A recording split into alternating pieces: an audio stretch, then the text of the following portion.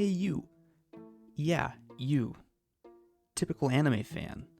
I know exactly who you are. You wake up at noon and pull a blanket over your Chizuru body pillow because for some reason you'd be more embarrassed if somebody saw that than the hundreds of empty soda cans and wrappers that prevent you from seeing your floor. You then put on a t-shirt featuring your favorite Joestar and secretly hope that someone will notice and ask if that's a JoJo reference. Because then you might finally make your first friend. Unfortunately, we both know that won't happen, because it's Saturday and there's no way you're leaving the house. That's also the same excuse you use to justify the fact that you haven't showered in 3 days. You then put on what you think are your cleanest pair of cargo shorts, and I say you think because you have two separate piles for clothes on the floor, one clean, one dirty, and they've kind of started to mingle a little bit in the middle, so now whenever you pull something from there, you're kind of rolling the dice. Having finally dressed yourself, you head downstairs and pour yourself a bowl of cereal for breakfast because you just woke up. Your mom happens to notice and she asks, "Is that really what you're having for lunch?" Now, you just roll your eyes because you're sick of her shit, despite the fact that the only crime she's committed is being the only person on the face of the earth who actually loves you. Then she asks when you're going to find a girlfriend, to which you defensively respond, "I have a girlfriend, Mom. I met her at Anime Expo last year." You say it rather convincingly too, because for just a moment you've actually convinced yourself that it might be true. You did actually meet a girl at Anime Expo. She was cosplaying as Rias Gremory, and you were one of some 10,000 dudes who took a hoverhand photo with her that weekend. You didn't get her name or her number, and your Craigslist missed connections post didn't yield any fruit, but you did eventually learn who she was 2 days later when her picture showed up at the top of literally every subreddit you're subscribed to. You found out from the comments that she doesn't have an OnlyFans, which is great for you, because you couldn't afford it, and you only date classy girls anyway.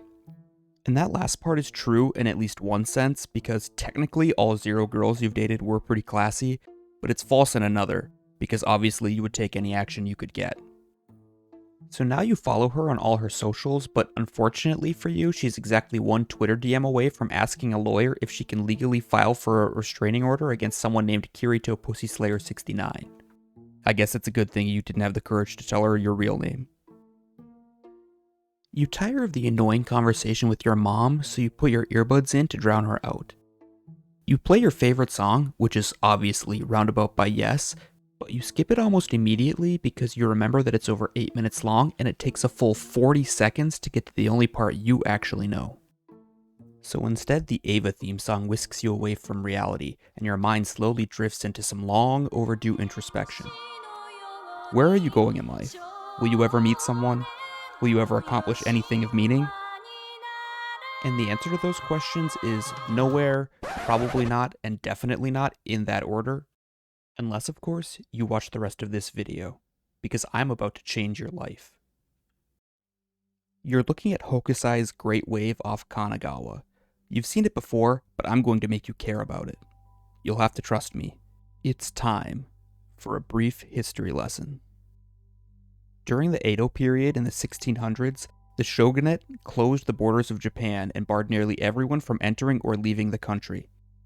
They did this because, much like the Japanese people of today, the Japanese people of the 1600s weren't big foreigner fans. During this time, the lowly merchant class benefited from a period of rapid economic growth and began to partake in leisurely activities like kabuki theater and geisha. This lifestyle came to be known as Ukiyo-e, or the floating world. They were also now able to afford art to decorate their homes, and so art depicting their lifestyle became commonplace.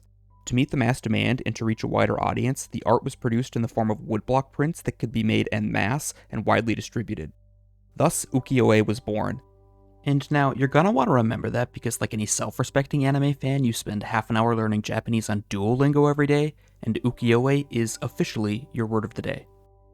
Now I know what you're thinking. I've been talking about art and history for nearly 2 minutes, and you don't care about art or history. You only care about fight scenes and jiggle physics. But that gets right to the crux of my point. Fight scenes and jiggle physics are art. And you, my friend, are a fine man of exquisite taste. But we're not done here yet.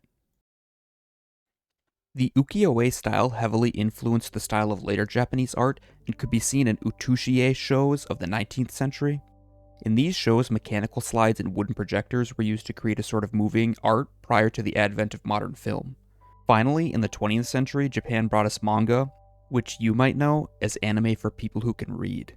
the style used in manga descended directly from the Ukiyo-e art of the past. And now we've reached the greatest artistic medium known to modern man, anime.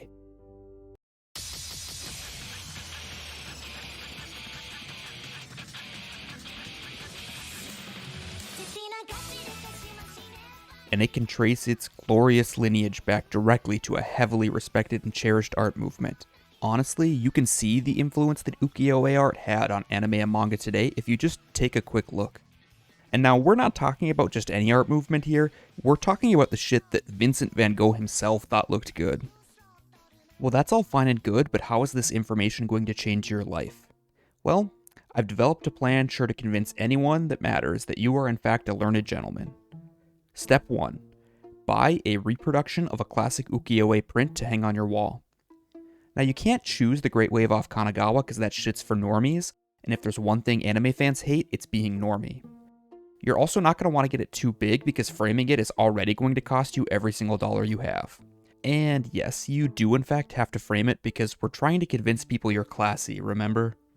Now you're going to need to take down that Weathering with You poster to make room on your wall. It wasn't that great anyway, and we both know you're not taking down the Blackpink poster. Some things are more important than dignity. Now proudly display that newly framed print on your wall. Next, you're going to want to head over to Google and search for the nearest museum that has Ukiyo-e prints on display. You don't actually have to go, but you do need to be able to say you've been there, so if you're not a very good liar, you should probably just go. I won't make you go because I'm not your dad, and much like your real dad, I don't actually care what you do with your life anymore. The whole point of the museum is to give you a talking point when someone starts to question whether or not you're actually a fan of Ukiyo-e art. Now, if you really want to go all out on displaying your newfound love for art, you can pick up a book that depicts a whole series of Ukiyo-e prints. You could go with Hokusai's 36 Views of Mount Fuji, or my personal favorite, Hiroshige's 53 Stations of the Tokaido. Now, this should be displayed prominently in your room. It's a conversation piece, so if you have an open space on a bookshelf at, say, eye level, I'd stick it there, and maybe open it just a little bit so that it catches someone's eye. Then they can organically ask you about it, and you sound like a genius when you tell them everything you happen to know about it. This plan, of course, only works if you're able to convince someone to enter your room, which I guess might actually be the more challenging part here. Next, you're going to want to spend a little bit of time doing research on your own, just to gain enough superficial knowledge to impress someone who has no clue what you're talking about. And that's it, you're now officially cultured. Anytime someone makes fun of you for being a weeb, all you have to do is explain that you're just fascinated by the evolution of art styles through the ages. Who could possibly object to that? Besides, there's one more secret I've yet to share with you. You know, the cultured anime that you like to watch behind the privacy of your closed bedroom door? Turns out, that's just as cultured as the rest of it. That's right, the man that brought you this masterpiece also brought you this masterpiece. If you've got balls of steel, hang that baby on your wall. Or maybe upgrade your Chizuru body pillow to something a little bit more showy. You've earned it. Well, you're welcome for what I can only assume was the most life-changing video you've ever seen.